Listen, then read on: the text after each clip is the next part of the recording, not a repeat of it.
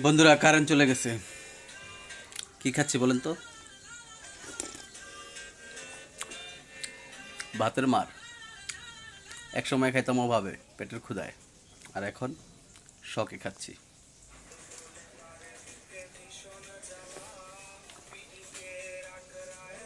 আচ্ছা, যে জন্য আসলাম ভিডিওতে, দুদিন ধরে ফেসবুকে ঢুকি না।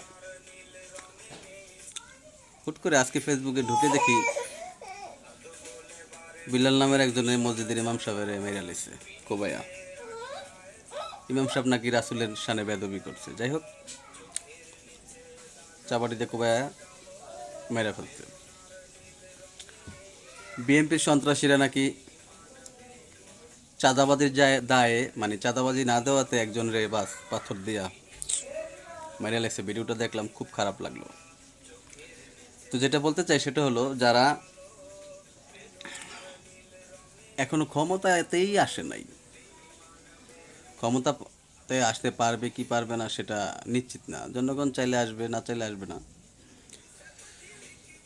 কিন্তু ক্ষমতাবিহীন এই নখর আর দাঁত ছাড়া সিংহেরই যদি এমন গর্জন হয়, এমন আক্রমণ হয় বা এমন কিছু করতে পারে তারা, তাদের যখন নখ এবং শিং গজাবে,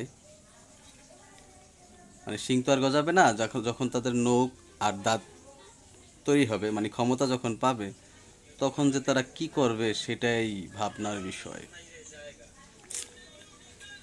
ব্যক্তিগতভাবে আওয়ামী লীগ বিএনপি সব কিছু পরিহার করছি আর বহুত আগেই।